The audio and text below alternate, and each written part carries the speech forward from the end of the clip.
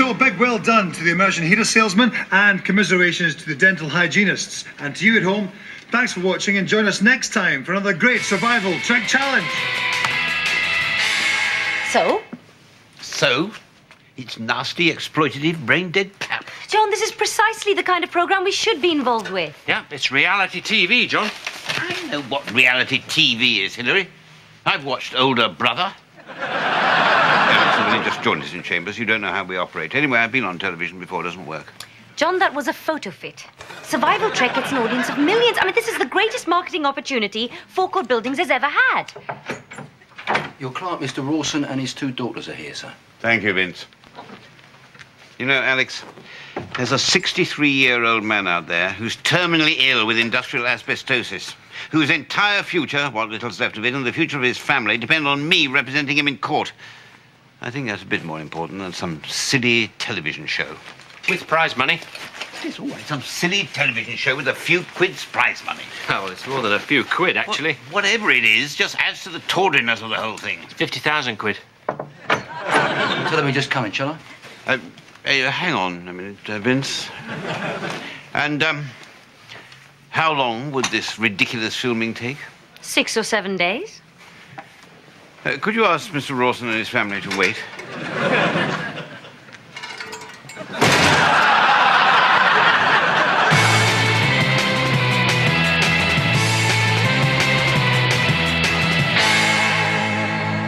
This week, Survival Trek welcomes the barristers of Forecourt Buildings. I personally consider Forecourt Buildings' participation in what I feel very strongly is an innovative and indeed on many levels culturally significant television programme will be a privilege as well as a journey of personal growth for all of us. The public make a lot of the fact that people appearing or starring in so-called reality TV shows like Survival Trek themselves go on to have enhanced careers and earning prospects because of being in the public eye, or meeting celebrities like Colin Firth.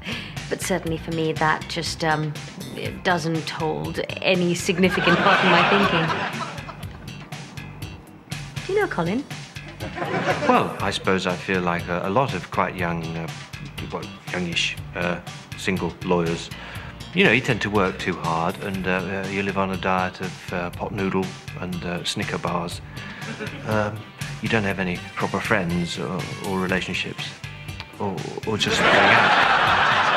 Not that it isn't a great life, no, it is, compared to being a nurse. Of course, the role of the barrister's clerk has changed a great deal over the last 5 years, even. As a modern clerk, I'm very much an equal, a partner to my barristers. Together towards a common business goal. No, I'm really delighted to be taking part. We all are. And I'm thrilled to be captaining the team. Since when are you captaining the team? John, well, perhaps not captaining. Captaining is the wrong word. Leading the team. Well, all right, not leading either. But isn't this whole exercise simply about harnessing all the positive qualities of every member of the team? Surely the only true leader is unity. Yes, but unity without a leader is anarchy. Yes, and unity with you as leader is fascism. Oh, I suppose it's very politically correct to have a pop at fascism now, is it? Pitted against the barristers of Forecourt Buildings are the staff of Hair's Fair, or Dark, a unisex hair salon in Bolton. Yeah, we were really pleased with the name, Hair's Fair, because it sounds like Fur's Fair. You know, the expression, but it incorporated the word hair, which we thought were really good, you know, especially for a salon. But we didn't want people with dark hair to feel excluded. We're not into that. That just so isn't what we're about. So we called it Hair's Fair or Dark, you know, because we thought it would really catchy. And come to that decision was all about teamwork. I work mainly as a colourist, but do also cover customer beverages. So in that sense, there's not a lot in the wild that's going to shock me. Well, we work as a team anyway. You know, you and the hair, you are a team. It's a partnership. There's got to be an understanding between you. So yeah, I think we'd be a brilliant match for the barristers. Before the trek starts, and for the team's own protection, they are briefed by Trek Judge, former Royal Marines Staff Sergeant Tina Stent. Tina. Thank you, John. Each team has to cover 15 miles per day and meet the challenges we will set. Any questions? Yes, now it seems that we're allowed... There shouldn't be any questions. Well, it wasn't so much a question as a comment, really. Your briefing pack tells you everything you need to know. I will remind you, you are permitted only basic kit and survival rations, 10 grams rice, 2 litres of water and 1 high-energy stock cube. But one member of the barristers' team doesn't seem to have read the rules. Yes, it's a phone. You won't be needing that. Well, now I understand that you don't want us to send out for takeaway food. Fine, it's gone. You won't find anything else in there. What was that? Oh, sorry, that was my banjo. Is it correct or is it not correct that your briefing pack makes no mention of musical instruments? Well, yes, it is correct, sir. but you Actually, should- Hilary, it's very clearly explained in paragraph 2.1 in the briefing pack. I'm talking! Carrying a musical instrument is a breach of Trek rules. Yeah, I'm really sorry. I've had it since I was a teenager, yeah. You know the old story, I suppose. You're 16 and you just want to stick 2 fingers up to the system, so you buy a banjo and get rid of your sense of heart. John seems to have brought along some comfort items. No foot spot. But in fairness, that could have been a lot clearer. By doing this, have you any idea what you've done? Yeah, I'm really sorry. You've shown initiative and courage. Morale, vital element of survival, keeps your spirits up. Music and entertainment. Good work. John's dispute over the rules is continuing. I don't know where the cooked chicken came from either. I'm certainly very comfortable with there being no formal leader or captain of the team, and I know that John is too. For the barristers, leadership, at least, is not an issue. It's very, very nice of Alex to say that. Very, very typical of her. I certainly am very comfortable with all of this. And insofar as there is any informal leadership, John and I are happy to share that role, aren't we, John? Yes, I'm certainly very, very happy about that, if only because of my lifelong belief in equality and fairness. The first major challenge for Survival Trek is for both teams to cross the River Holwent at its lowest point. The barristers are first to come up with a solution. Right, good. Well, basically, I think we can just float across. Yes, I told you we could do it. People accuse barristers of not being able to think practically. Yes! Well done, everyone. Not that it matters, but I was just thinking, who would be liable, technically, in the event of anyone drowning? The hairdressers find an altogether more practical solution. Well, we were a bit stumped at first, but then Dawn found this twine. We just suddenly thought, plait it. Yeah, platter. And I thought, just sort of branch of that tree, just let it hang down, see how it looks. I think it looks really natural. Yeah, it's really nice, isn't it? Well, we'll just trim the end bits off here and there, and hopefully we'll try and swing across. I don't think it needs a lot off. The barristers seem to be making progress. So we all agree that we are jointly and severally liable for any injuries in the event of any negligent, careless or reckless steering of the raft. Save those caused by or attributable to variation in current, irregular water flow, or other natural means, howsoever manifested. Excellent. Well, that wasn't too difficult, was it? Or ducks. All by way of ducks or other wildlife. Ducks. Plaited and trimmed, the hairdressers swing across on their twine and power ahead. And the aforementioned aircraft. Right. At last, the barristers are ready to sail across the Holwent. Phew. Excellent. Let's go. Hang on a minute. We don't need this. John, what are you doing? How are we supposed to get across now? You've crumpled it. This is the lowest point of the Holwent. That means all the silt in the river will gather here. Can we please be practical? Let's redraft your agreement. We don't need the agreement or the raft. Well, it's staring us in the face. All the silt would have created sandbanks either side of the river. We can just walk across. Do we have to do everything? No, look, he's right. It's only an inch or 2 deep all the way across. See? I was right. How'd you realise that, sir? Oh, well, with my wife being in the territorials, as you know, Vince, we spend many evenings and holidays studying Ordnance Survey maps. You're a lucky man, sir. Right, follow me.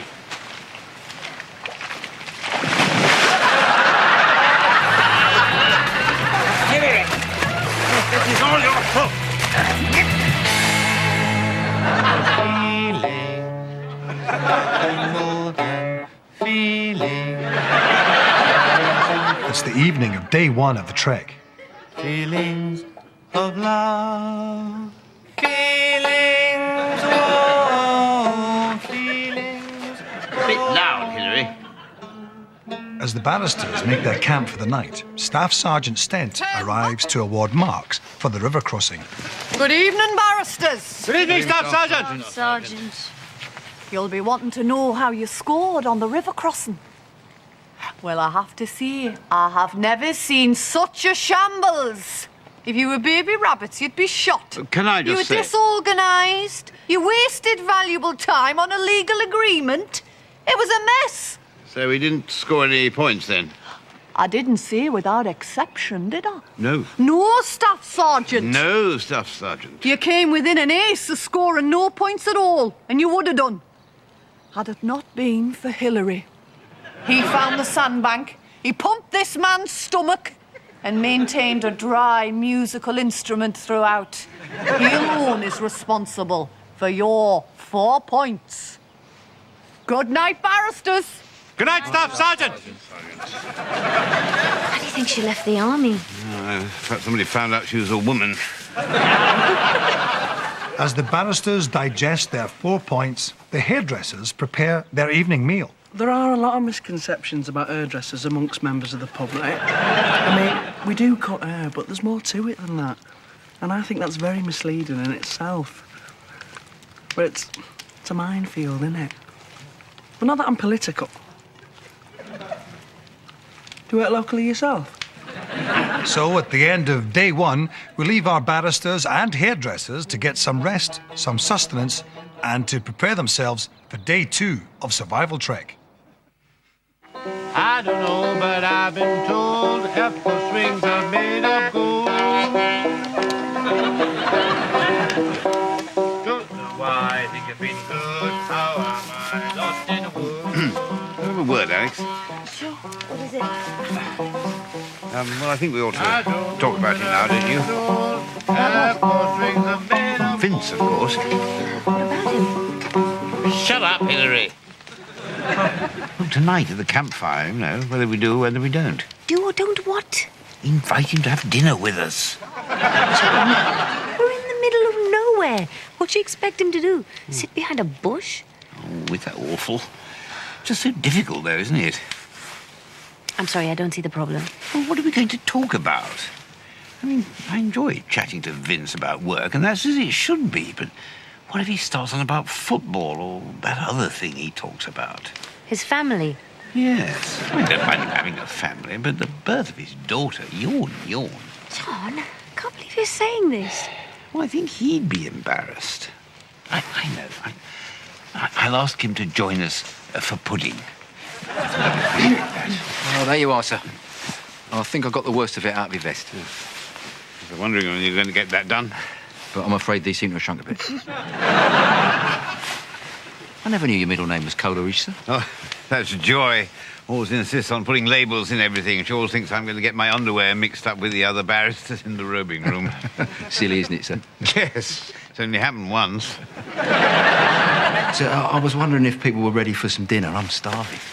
Oh, dinner? I'd completely forgotten about dinner. Must be all this fresh air. I've done my best to lay out a little bit of a spread by the campfire. Oh, sounds great, Vince. Oh, how kind of you to lay out a spread for the rest of us. Sorry, sir? Oh, no, I don't mean that. I mean a supper for the rest of us and dessert for all of us. Don't you want me to eat with you?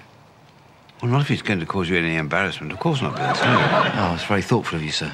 But do join us for dessert. You mean a cup of water? Yes. Well, unless you have other plans, of course.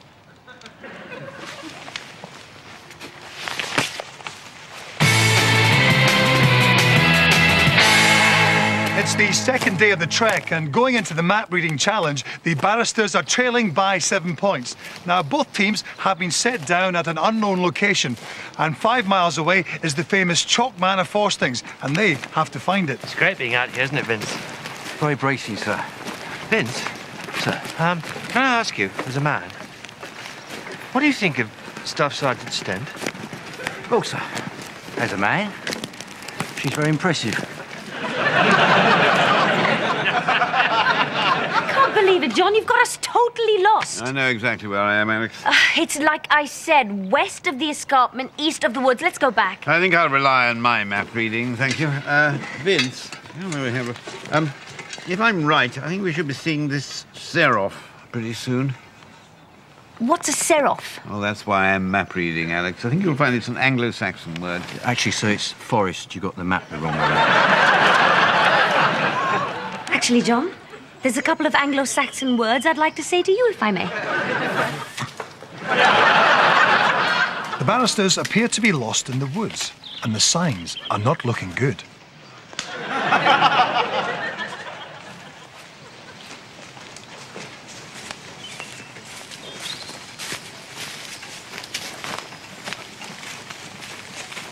Oh, look.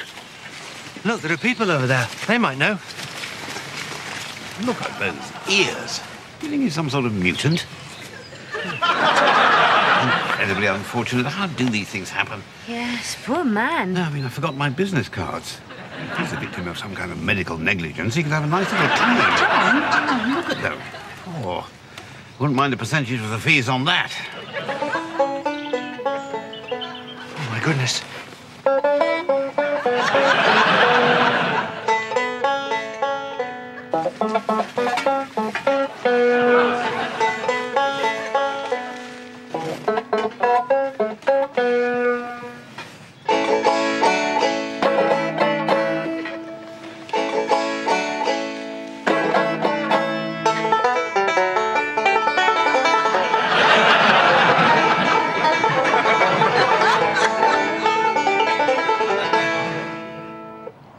Do you know anything by Robbie Williams? Come on, Hillary.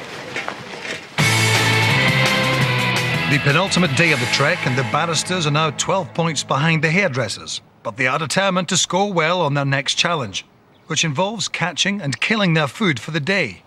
A rabbit. John, you frightened it. Well, I'm trying to kill it. I'm supposed to be frightening it. Where's it gone, Vince? I don't know, sir. Oh, I still don't like this. Why don't I make something out of these berries? Oh, they aren't berries, you rat scared. Oh, there it is. Get it, Vince. Bollocks. Whilst the barristers contemplate the rabbit that got away, the hairdressers settle down to a hearty rabbit stew. Oh, that's beautiful. Oh, that's gorgeous. I really like With it. rabbit. I love rabbit. I thought you were never going to catch it. I'm starving. We can't afford to lose any more points. Yes, thank you, Tonto. The man whose ultimate strategy for catching a wild rabbit was, here, kitty, kitty. So typical of you to be confrontational, Alex, when you're the one who's completely in the wrong. Me? I'm going to have a word with her. Let me go. I'm a woman. Staff Sergeant Tina. This is R&R time. Yes, I know. I just thought I might come over and have a chat. Why? Well, I thought that we might possibly, not definitely, have got off on the wrong foot with certain members of our team. And I thought I might act as spokesperson and come explain. That smells tasty. Explain. Well, the thing you've got to remember about John is that he's a fat, sad, self-important also-ran, which he's very aware of. Whereas I was just thinking how much you and I have got in common. With who? With each other. You know, both of us, women. I don't follow.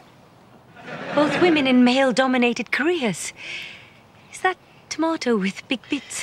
I'm trained not to recognise distinctions between men and women in my work. No. Good for you, that's great. Oh, I've got a headache. Oh, that's interesting because, I get those as well. So good to be able to talk to another girl.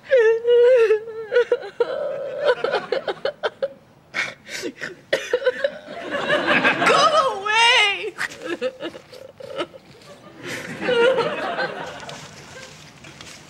Well, how did it go?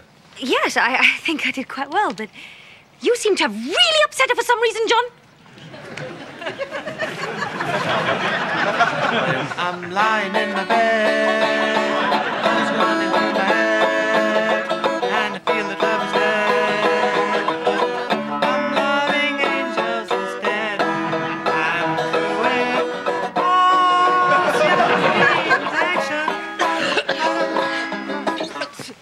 No, that's all right. Don't mind me. Oh, that was lovely. It's just getting a breath of fresh air. Oh, right. Splitting headache. Couldn't sleep. Please, would you like to sit on me? Sit with me. It's kind of you.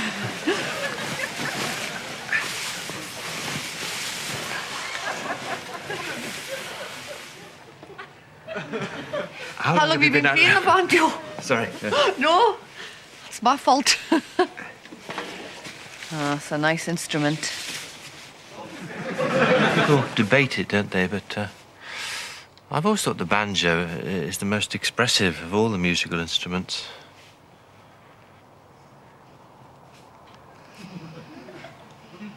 Aren't the stars wonderful? Oh, my. They're like lots of pairs of children's eyes threaded along a huge invisible piece of razor wire.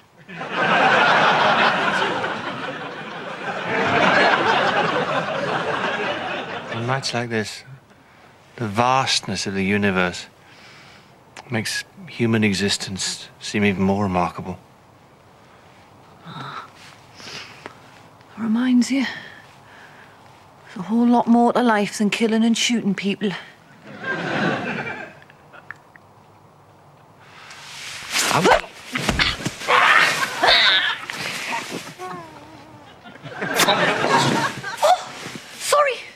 Sorry. Oh, that was incredibly unprofessional. It's okay. No one's ever done that to me before. I think my leg's broken. Oh, just forget about it. You all right? This didn't happen. Darling. No, it's okay. No! I don't need love! Stop, Sergeant!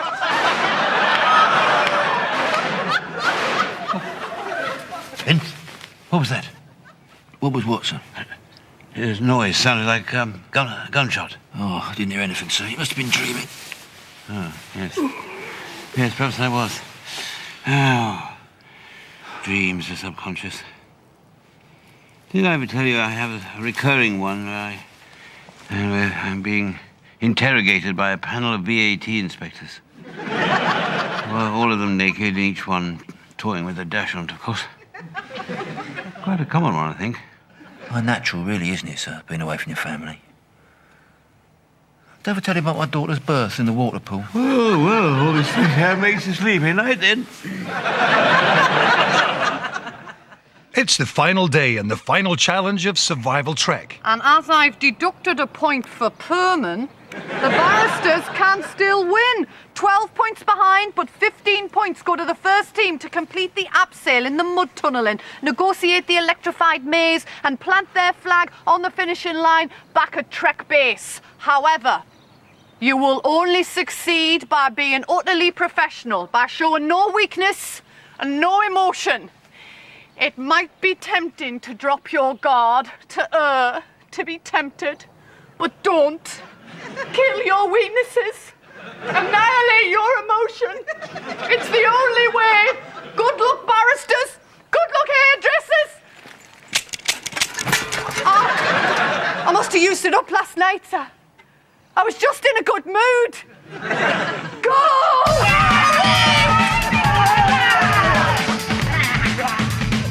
The abseiling and mud tunnelling completed, we wait to see which team is first to clear Flodden Woods. The hairdressers are the first team to reach the wall. Go!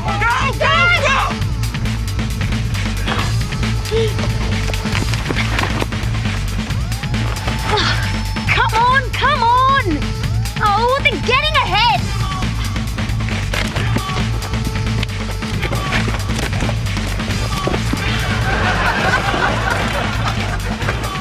Give me your leg up. Now, be careful, Ben, for heaven's sake. Whilst the hairdressers power ahead, the barristers seem to be in trouble once again. Oh, come on, Hillary! I think my leg's broken.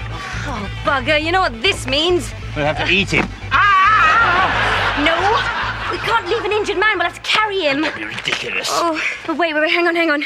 You know, we can still beat them if we cut through the farmyard. Let's go. Right. You're doing this deliberately, aren't you? What's the matter with you? Don't you like money? The hairdressers encounter the electrified maze.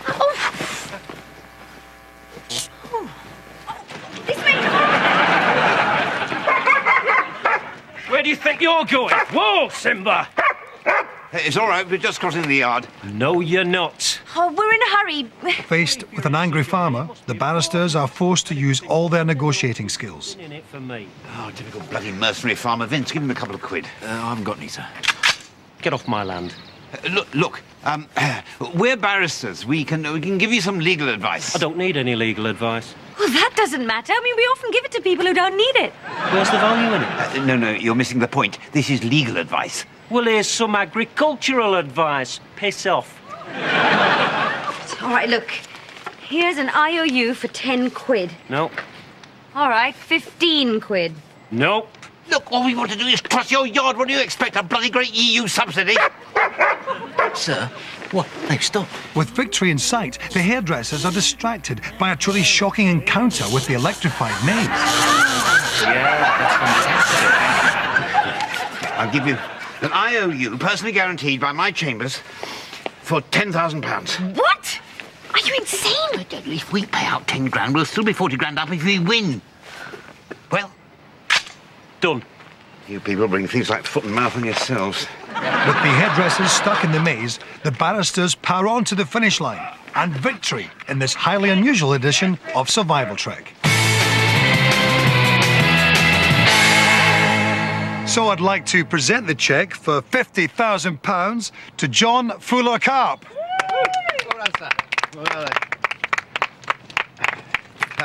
I think we'd all rather lost sight of the money in trying to meet this wonderful challenge. Well done to you all.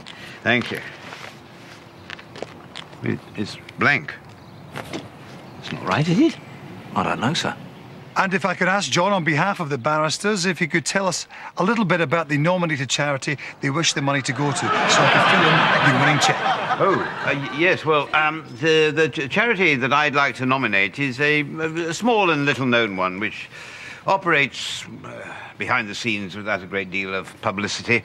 It's a fund to help young and impoverished law students. It was actually set up by my father, Edward Fuller Carp, in memory of his father, my grandfather, who is also called John, as a matter of fact. And it has been known simply as the John Fuller Carp. So if you'd like to write John Fuller Carp in there. And the money will go to, believe me, where it will be most appreciated.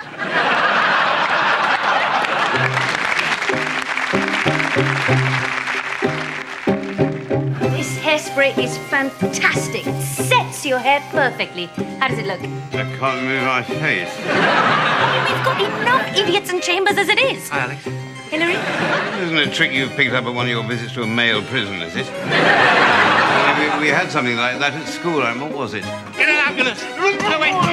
Now, try and go completely rigid. Oh, that was it, yeah. You can trust me.